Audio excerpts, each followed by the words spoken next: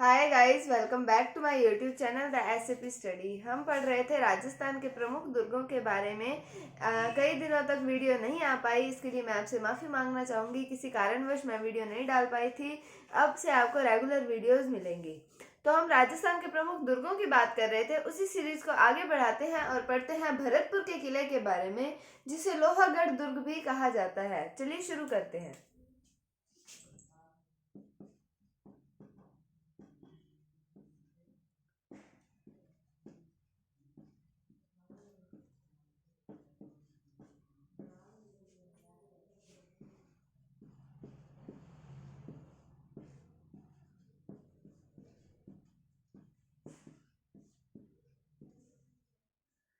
तो भरतपुर के किले की बात करते हैं तो ये एक पारीख श्रेणी का दुर्ग है। तो हमने जब शुक्र नीति के अनुसार श्रेणियां पढ़ी थी दुर्गों की, उसमें हमने एक पारीख श्रेणी का दुर्ग पढ़ा था कि जिस दुर्ग के चारों ओर सुरक्षा के लिए गहरी खाई का निर्माण किया गया हो, वो होता है पारीख श्रेणी का दुर्ग। तो इस दुर्ग के चारों ओर भी गहरी खाई का निर्माण किया गया था, इसलिए ये पारीख श्रेणी का दुर्ग है। तो यह दुर्ग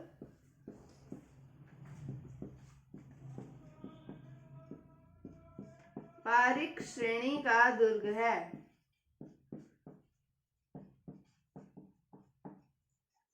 अब एक बात और आती है इस दुर्ग के बारे में। इस दुर्ग को कभी भी अंग्रेज जो है वो जीत नहीं पाए थे।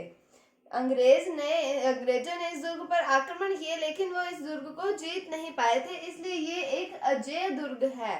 और इसीलिए इसका एक नाम और भी आता है, अजयगढ़। तो हम बात करते हैं कि इस दुर्ग को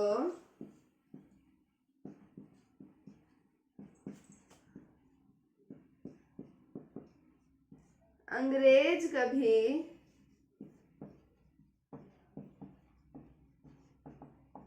जीत नहीं पाए, इसलिए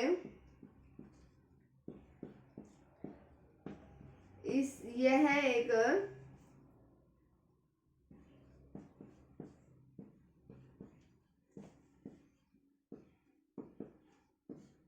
अजेय दुर्ग है।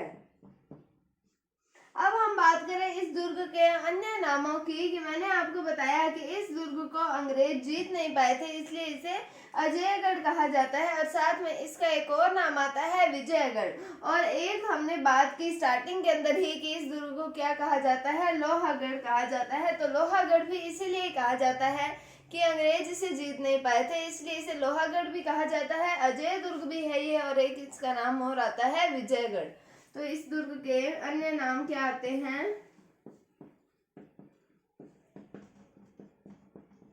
लोहागढ़, विजयगढ़ और अजयगढ़। तो हम पढ़ रहे हैं भरतपुर के किले के बारे में। पारीख श्रेणी का दुर्ग है, यानी कि इस दुर्ग के चारों ओर गहरी खाई का निर्माण किया गया है, इसलिए ये पारीख श्रेणी का दुर्ग है।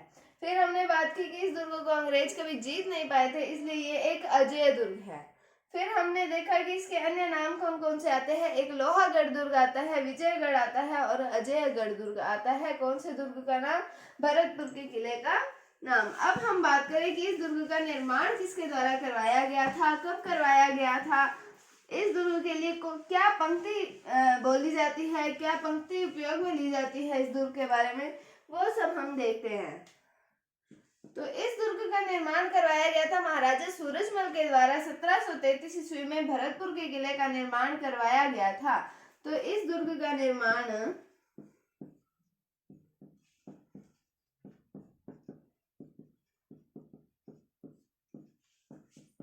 महाराजा सूरजमल के द्वारा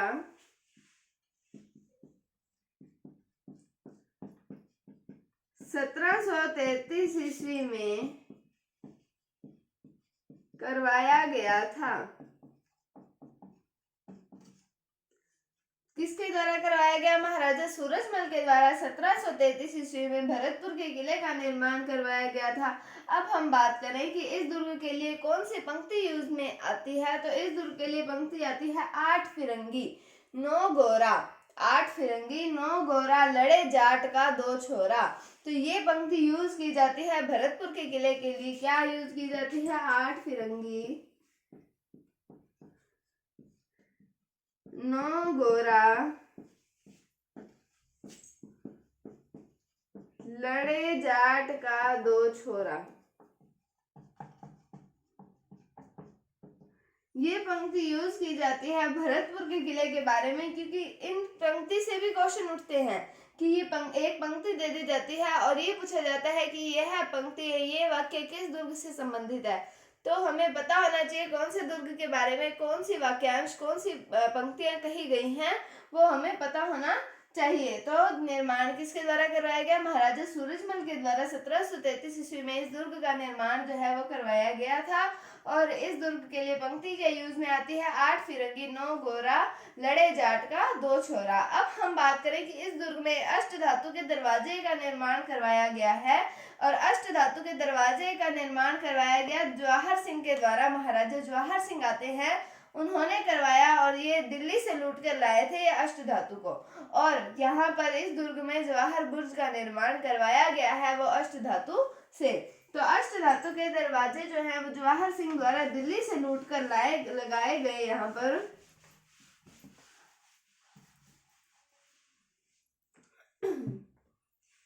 इस दुर्ग में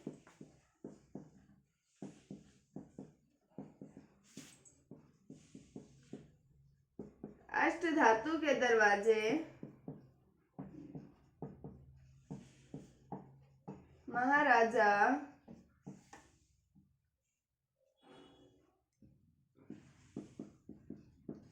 जवाहर सिंह द्वारा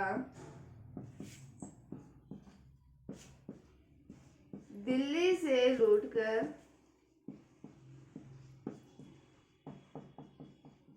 लगाए गए थे, और इसी विजय के उपलक्ष्य में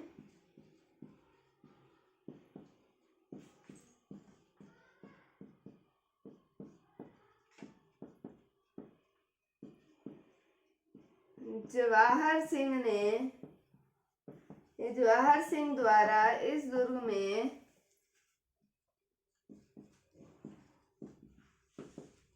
जवाहर बुर्ज का निर्माण करवाया गया।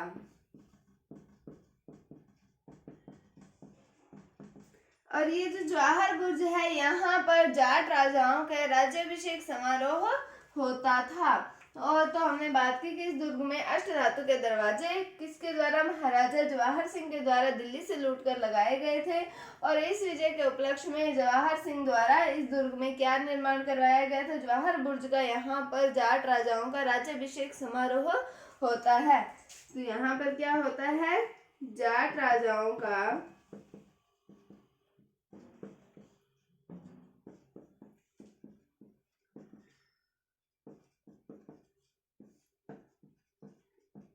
राज्याभिषेक समारोह होता है। किसके द्वारा लगवाए गए? जवाहर सिंह के द्वारा दिल्ली से लूटकर लगवाए गए थे। और जवाहर बुर्ज के बारे में याद रखिएगा, किसके द्वारा निर्माण करवाया गया? महाराजा जवाहर सिंह के द्वारा। और किस उपलक्ष्य में करवाया गया वो भी आप याद रखेंगे। और जवाहर बुर्ज पर क्या किया जाता था? तो जाट राजाओं का राज्याभिषेक समारोह होता था जवाहर बुर्ज पर। अब हम बात करें कि इस दुर्ग में कौन कौन से निर्माण कार्य करवाए गए हैं, कौन कौन से स्थान उपस्थित मतलब यहाँ पर हैं, कौन से भरतपुर के किले के अंदर। तो यहाँ पर एक आता है किशोरी महल, एक आता है दादी माँ का महल,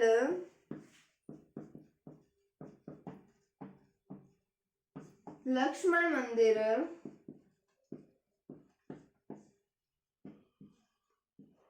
और आता है गंगा मंदिर।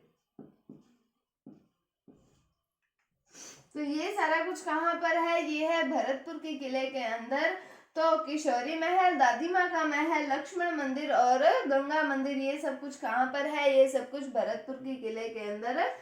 अब हम बात करें कि चार्ल्स मैंटकॉफ ने इस किले से संबंधित एक वाक्यांश कहा है। क्या कहा है वो हम देखते हैं कि चार्ल्स मैंटकॉफ के अनुसार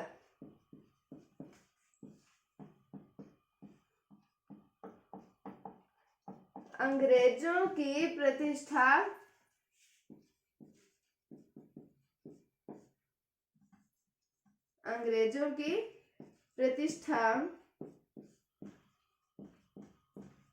भरतपुर के दुर्भाग्यपूर्ण घेरे में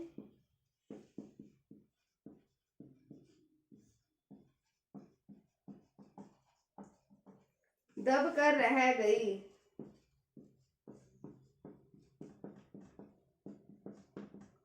तो क्या कहा गया है इस दुर्ग से संबंधित चार्ल्स मैनकॉफ के द्वारा कि अंग्रेजों की प्रतिष्ठा भरतपुर के दुर्भाग्यपूर्ण घेरे में दबकर रह गई। तो हमने देखा कि यहाँ पर क्या क्या कुछ है, किशोरी महल है, दादी माँ का महल, लक्ष्मण मंदिर, गंगा मंदिर, ये सब कुछ कहाँ पर है, भरतपुर के किले में।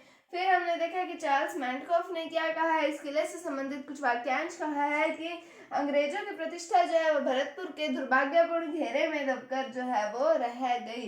तो अब हम देखते हैं इसके आगे। तो इस दुर्ग को राजस्थान की पूर्वी सीमा का प्रहरी कहा जाता है।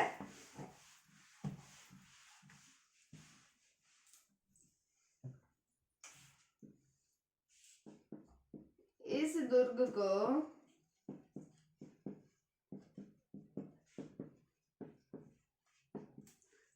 राजस्थान की पूर्वी सीमा का प्रहरी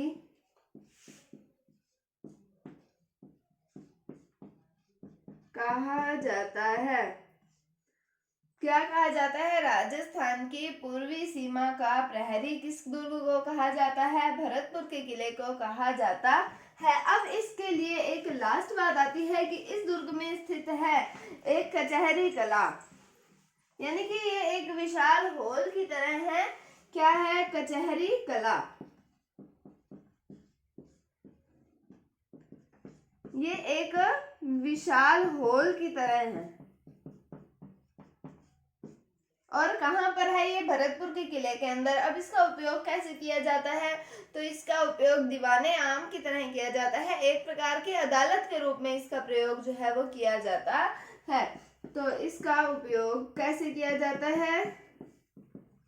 दीवाने आम।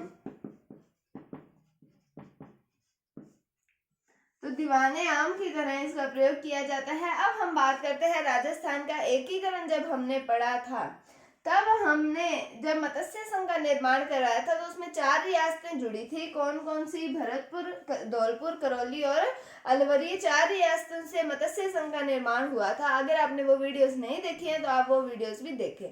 तो इसका उपयोग हमने देखा कैसे किया जाता है, दीवाने आम की तरह किया जाता है। मत्स्य संघ का निर्माण हुआ था। अब इनको कैसे जोड़ना है कि जब 1948 की बैठक हुई थी, ऐतिहासिक बैठक हुई थी, वो कचहरी कला के अंदर ही हुई थी, जिसकी अध्यक्षता किसके द्वारा की गई थी? सरदार वल्लभ भाई पटेल के द्वारा, और जिसके अंतर्गत मत्स्य संघ का या मत्स्य प्रदेश का निर्माण किया गया था। तो 1948 की ऐतिहासिक बैठक ये कहां पर हुई? ये हुई थी कचहरी कला के अंदर, भरतपुर के किले के अंदर हुई थी। और जिसकी अध्यक्षता किसके द्वारा की गई थी या अध्यक्ष कौन थे? तो वो थे सरदार पटेल, सरदार वल्लभ भाई पटेल। और जिसके कारण 4 रियासतें कौन कौन सी थी? भरतपुर, धौलपुर, करौली और अलवर, इनको मिलाकर किसका निर्माण हुआ था? मत्स्य संघ का या मत्स्य प्रदेश का निर्माण जो है वो हुआ था। तो ये जो कचहरी कला वाला पॉइंट आता है ये सबसे इम्पोर्टेंट पॉइंट आता है, क्योंकि इसमें से राजस्थान के एकीकरण से भी प्रश्न पूछ सकते हैं और ये किलों के बारे में या भरतपुर के किले से संबंधित भी प्रश्न पूछा जा सकता है। तो कचहरी कला कहाँ पर है? भरतपुर के किले में है, विशाल हॉल की तरह ये एक है और इसका उपयोग दीवाने आम की तरह किया जाता है। 1948 की ऐतिहासिक बैठक जो है वो इसी किले के अंदर हुई थी और अध्यक्षता किसके द्वारा की गई थी? सरदार पटेल के द्वारा की गई थी और जिसमें भरतपुर, धौलपुर, करौली और अलवर को मिलाकर मत्स्य संघ या मत्स्य प्रदेश का निर्माण किया गया था। तो ये था भरतपुर के किले के बारे में, जिसके हमने नाम पढ़े लोहागढ़ किला, अजयगढ़ और विजयगढ़। उम्मीद है आपको टॉपिक समझ आया होगा। अगर आपको इसमें कोई डाउट है तो आप कमेंट सेक्शन में पूछ सकते हैं। अगर आपको वीडियो थोड़ी सी भी अच्छी लगी है तो इसे लाइक कीजिए, शेयर कीजिए, चैनल पर नए हैं तो इसे सब्सक्राइब जरूर कीजिए। Thank you, thanks for watching, bye bye.